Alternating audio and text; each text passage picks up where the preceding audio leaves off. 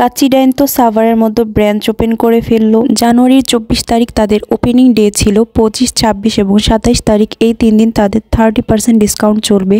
তাই আমিও দেরি না করে চলে গিয়েছি এখানে। যেখানে ডিসকাউন্ট আছে সেখানে আমি আছি, তাই চলে গিয়েছিলাম তাদের ওপেনিং দেখতে। কিন্তু ওপেন তো করে ফেলেছিল তারও একদিন আগে, আমি একদিন পরে গিয়েছি, মানে 25 তারিখে গিয়েছি। আর তাদের ডিসকাউন্ট শুরুই হয়েছিল 25 তারিখ থেকে। কিন্তু ফার্স্ট দিন গিয়েছি বলে এত ভিড় ছিল যা বলার মতো না। আমাদের সিট শেয়ার করে খেতে হয়েছে অন্যদের সাথে।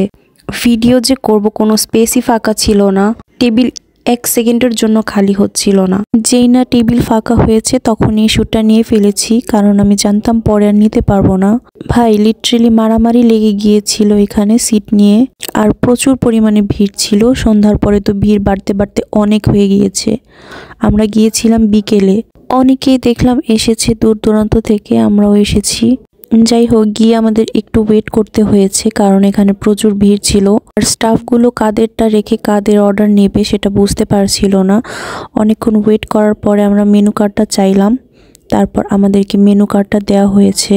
তারপর আমরা আমাদের পছন্দ মতো কাচ্চি, বাদাম শরবত আর জালি কাবাব অর্ডার দিয়েছি। আর পার্সোনালি বাদাম শরবতটা আমার খুবই পছন্দের। আমি যখনই কাচ্চি খাইতে যাই তখনই বাদাম শরবতটা মাস্ট খাই। আর এইখানকার বাদাম শরবত খেতে গিয়ে আমার সাথে কি হয়েছে আমি একটু পরে বলছি আপনাদের। যাই হোক, তারপর আমাদের খাবার চলে এসেছে। এইখানে খাবারের কোয়ান্টিটি মোটামুটি ছিল, আর মাংসের পরিমাণটা বলতে গেলে একটু কম লেগেছে আমার কাছে। আর তারা মনে হয় প্যাকেটজাত যে বিরিয়ানির মশলাটা আছে সেটা ইউজ করে, সেটার স্মেল আসছিল। যাই হোক, আমার কাছে ভালোই লেগেছে মোটামুটি। জালি কাবাবটাও মোটামুটি লেগেছে আমার কাছে। আহামরি কিছুই লাগেনি, কারণ আমি এই ফার্স্ট টাইম কাচ্চি ডাইন থেকে খাচ্ছি। সুলতান ডাইন আর হচ্ছে কাচ্চি ভাই, এই দুইটা আমার কাছে সেম মনে হয়। এই দুইটা টেস্ট অনেক মজা। আর এইটার টেস্টটা একটু আলাদা কাচ্চি ডাইনের কাচ্চির। এটার মধ্যে একটু হেভি মশলা ইউজ করে ওরা, আর এইটার ফ্লেভারটা অতিরিক্ত ঝাল ঝাল। আর আপনারা যারা বেশি ঝাল খান তাদের জন্য পারফেক্টই আছে। আমি ঝাল কম খাই, তাই আমার কাছে ঝাল মনে হয়েছে এটা। ঝালের চোটে আমার নাক দিয়ে পানি পড়ছিল, জানি না কেন এত ঝাল লেগেছে আমার। এক টেবিলের মধ্যে আমরা 4 জন বসেছিলাম, তাই আমাদেরকে একটু চিপাচিপি করে বসতে হয়েছে। আর আমার হাজবেন্ড এতই মিশুক টাইপের যে আমাদের অপোজিট সাইডে বসে খাচ্ছিল যারা, তাদের সাথে মানে গল্প শুরু করে দিয়েছে। ও সব সময় এমন সবার সাথে মিশুক হয়ে চলে, আর তাদের সাথে এত গল্প করছিল যে মনে হচ্ছিল তারা দুইজন ফ্রেন্ড। এইবার আসি বাদাম শরবতের পালায়। গাইস প্লিজ, তাদের বাদাম শরবত প্লিজ ডোন্ট ট্রাই দিস। এইটা খেতে একদমই ভালো ছিল না। এইটা শুধু গুঁড়ো দুধ আর কাস্টার্ড পাউডার গুলিয়ে দিয়ে রাখছিল। তাদের এইখানের বাদাম শরবতটা বাদে আর বাকি সবকিছুই ভালো ছিল।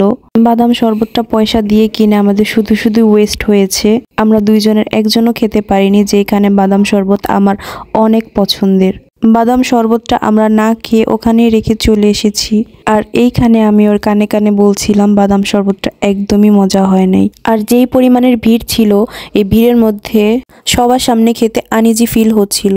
আমরা সবাই তো বলা বলি করছিলাম যে বিয়ের দাওয়াত খেতে এসেছি, একজনের খাওয়া হয়ে গেলে আরেকজন বসছি খেতে, শেয়ার করে বসছি, লাইন ধরে বসছি, এইভাবেই খাচ্ছিলাম।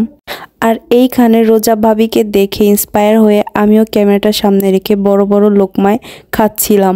দুঃখের বিষয় হচ্ছে এত বড় বড় লোকমাও দিতে পারিনি, আর এত বড় লোকমা আমি খেতেও পারি না। আমি আমার জামাইকে আমার ভাগের সব প্লাউ দিয়ে দিয়েছি। ডায়েটে থাকার কারণে আমি কিছুই খেতে পারিনি, মানে না খেতে খেতে আমার মুখের রুচি ছিল না। ঝালের জন্য কিছুই খেতে পারিনি আমি, মেন কথা হচ্ছে এটা। তারপর খাওয়া দাওয়া শেষ করে আমাদের বিল এসেছে 840 টাকা বিল এসেছিল। তার মধ্যে ডিসকাউন্ট দিয়ে আমাদের 730 টাকা নিয়েছে। আমাদের দুইজনের কাচ্চির মধ্যে শুধু ডিসকাউন্ট ছিল 30% করে, আর 110 টাকা ডিসকাউন্ট রেখেছে। আর বলে দিই, কাচ্চির ওপরেই শুধু তাদের ডিসকাউন্টটা, আর কোনো কিছুর ওপরেই ডিসকাউন্ট নেই।